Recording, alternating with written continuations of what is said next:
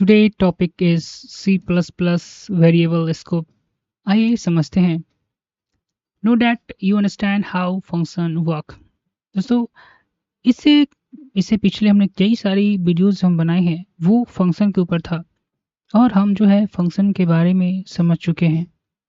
It is important to learn how the variable act inside and outside the function. अब प्रश्न उठता है कि किस तरह से वेरिएबल जो है वो फंक्शन के अंदर और फंक्शन के बाहर किस तरह से बिहेव करता है. क्योंकि आपने देखा होगा जब हमने फंक्शन हम जब डाटा जो उसे हम आर्गुमेंट कहते हैं और जो वेरिएबल हम डिक्लेयर करते हैं फंक्शन में के अंदर उसे हम पैरामीटर कहते हैं.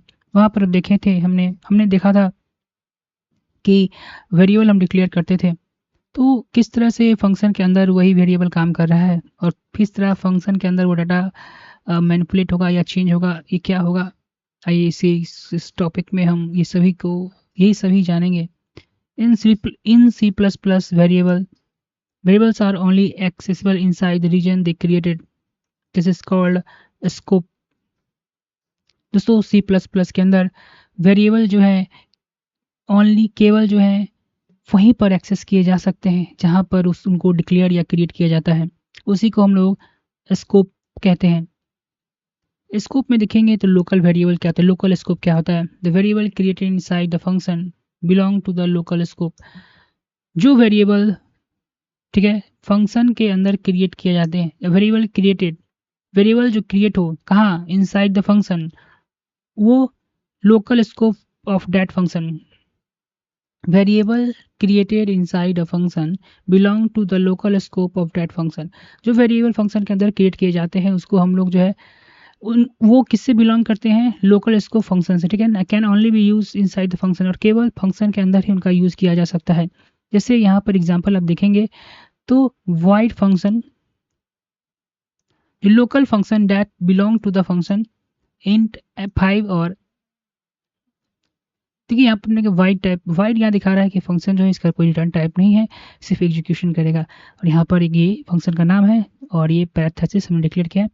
और local variable that belong to the function local variable यहाँ पर int जो है x5 वो लोकल वेरिएबल है क्योंकि ये जो है वो फंक्शन के अंदर डिक्लेयर किया गया है और इस वैल्यू को हम प्रिंट करवा रहे हैं.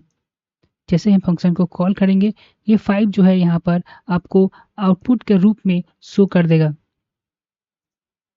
यहाँ पर देखिए इस फंक्शन को हम जो है इस प्रोग्राम को जो है हम जब रन करवाएंगे तो I think this is showing the 5 and ठीक.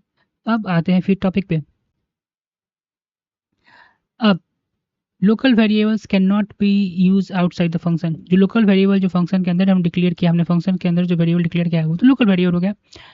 तो वो फंक्शन के बाहर जो है वो एक्सेसिबल नहीं है outside the function. It belong to the local variables can not be used outside the function. Local variable जो है फंक्शन के आउटसाइड नहीं. It belong to if you try to access it outside the function an error occur. if you try to access it outside the function an error occur. यानी कि जो भी function जो आप वेरिएबल के बाहर डिक्लेयर कर रहे हैं वो एक्सेसिबल नहीं है. सिंपली शब्दों में यहाँ पे कह रहा है कि जो वेरिएबल आप फंक्शन के अंदर डिक्लेयर करोगे वो फंक्शन के बाहर आप नहीं यूज कर सकते. अगर यूज करेंगे तो एरर आएगा.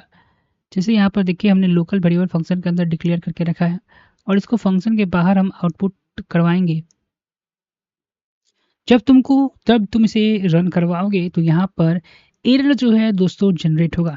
जिसका कारण है क्योंकि हम पहले ही देख चुके हैं कि लोकल वेरिएबल जो है वो आउटसाइड द फंक्शन नहीं यूज हो सकता है.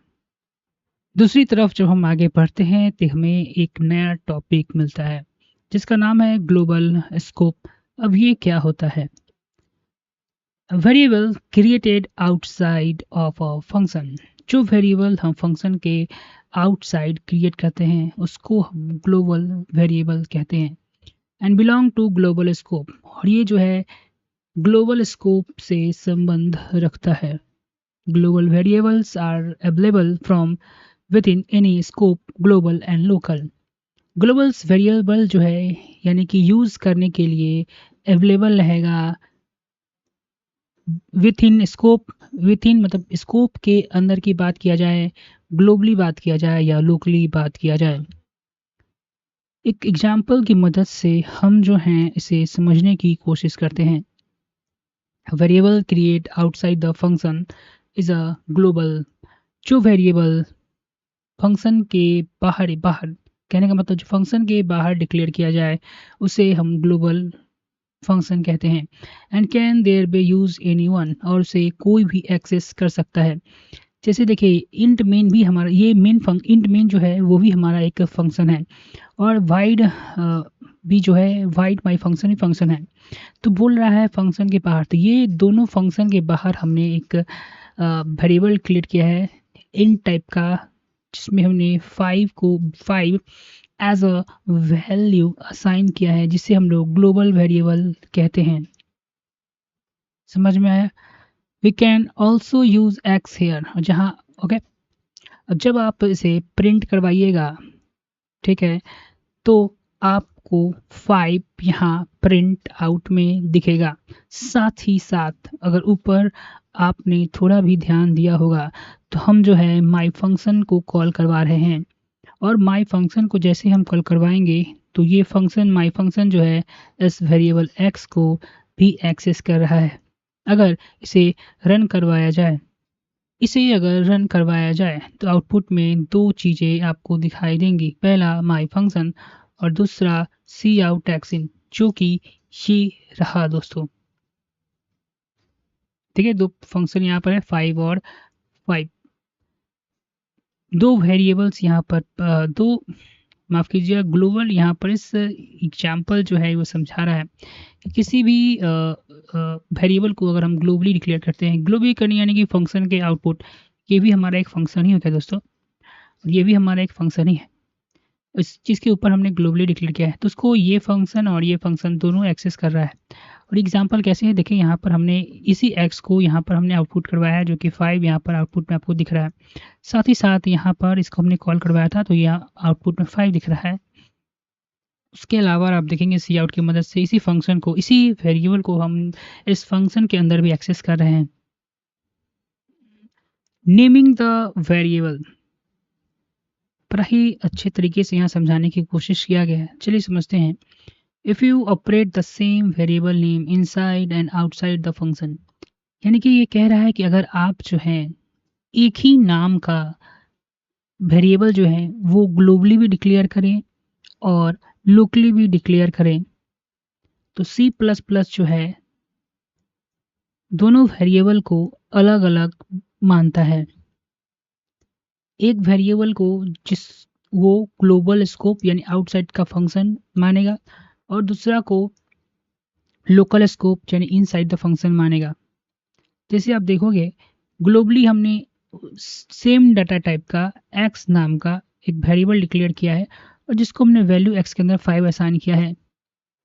उसी तरीके से इस फंक्शन के अंदर हमने एक इन सेम डाटा टाइप का सेम नाम है, लेकिन इसके अंदर 22 जो हमने वो असाइन किया है। ये लोकली वेरिएबल हमने क्लियर किया है, और इसके मदद से हम सी आउट करा रहे हैं। जब हम माई फंक्शन को कॉल करते हैं तो ये आउटपुट में जो है ये 22 शो करेगा।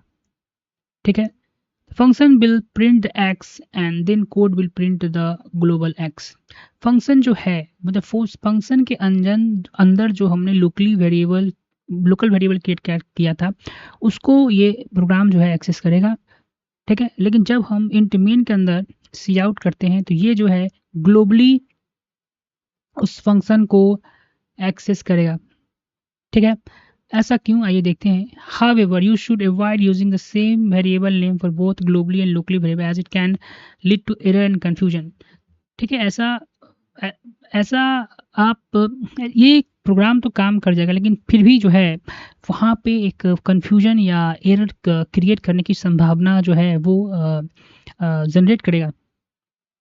जनरली देखा जाए यू शुड केयरफुल, आपको जो केयरफुल होना चाहिए ग्लोबल वेरिएबल में, since they can be access and modify from any function.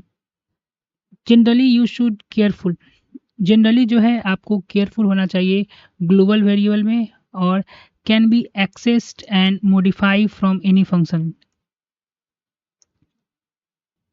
यहाँ पे ये कह रहा है कि जनरली जब आप ग्लोबल वेरिएबल को डिक्लेयर करें, तो आप ग्लोबल वेरिएबल को कहीं से जो है मॉडिफाई कर सकते हैं। Generally you should be careful with the global variables. आपको ग्लोबल वेरिएबल के साथ केयरफुल रहना होगा, यानी चौकन्ना रहना होगा, since they can be access, वो जो है कहीं से भी एक्सेस हो सकता है, and modify from any function, और कहीं भी कोई भी फंक्शन उसको मॉडिफाई कर सकता है। जैसे ग्लोबली हमने जो है इस फंक्शन को डिक्लेयर किया है और उसका वैल्यू जो है 5 उसे प्रदान किया है। एक फंक्शन जो है यहाँ पर देखिए प्लस प्लस एक्स, यानी कि 5 के वैल्यू को ये इंक्रीमेंट ऑपरेटर है, एक बढ़ा देगा। ठीक है, अब देखिए यहाँ पर पहले मैंने माई फंक्शन को कॉल किया है, तो ये जो है सी प्लस पर वैल्यू ग्लोबल फंक्शन को एक्सेस करेगा और ये जो है इसका वैल्यू 6 कर देगा। ठीक है, जब सी आउट करेंगे, यानी कि ग्लोबल फंक्शन की जब ये सी आउट सीधे फंक्शन करेगा, तो यहाँ पर उसका वैल्यू जो है 6 प्रिंट आउट करेगा। The value of x is now 6 longer than 1। जो जब उसका वैल्यू जो था पहले जो 5 था, अब 6 जाकर ये 6 हो गया है। ये इस कंसेप्ट की एग्जांपल जो है काफ़ी खूबसूरती से और काफ़ी बारीकी से हमें ये समझाता है। कंक्लूजन क्या है, आइए हम समझते हैं।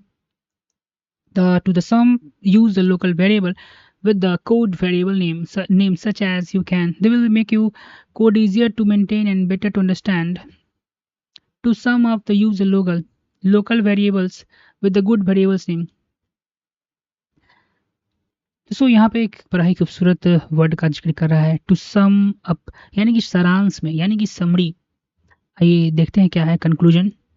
To use the local variable, यानी लोकल वेरिएबल का यूज़ हम कैसे करें, उसको एक अच्छा नाम दे दें, यानी कि जब आप एज, ऐसा नाम दें वेरिएबल का जो दूसरा व्यक्ति समझे कि ये इस पार्टिकुलर रीज़न के लिए जो है क्रिएट किया गया है।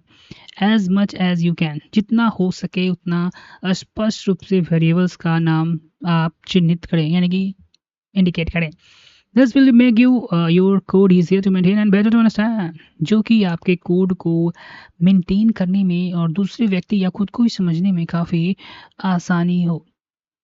However, फिर भी you find global variable when working on existing C++ programming while in collaboration with others. Therefore, it is good to understand how the scope works and how to use effectively to make you sure your code is clear and function. देखिए यहाँ पर ये कह रहा है कि C++ programming में आप जो है ग्लोबल वेरिएबल का भी यूज़ करते हैं कोलैबोरेशन विद अदर्स, दूसरे के साथ कोलैबोरेशन करने के लिए। Therefore, यानी कि इसलिए it is good to understand how the scope work and how to use effectively to make sure you're good, clear and functionally. इसलिए आपको स्कोप को जो है काफ़ी अच्छे से समझना चाहिए, ताकि आपके प्रोग्राम्स को आप जो है इफेक्टिवली फंक्शन और को यूज़ कर सकते हैं, और आपका कोड जो हो, यहाँ पर देखिए ये कह रहा है आपका कोड जो हो क्लियर हो और इफ़ेक्टिव हो और फंक्शन के साथ साथ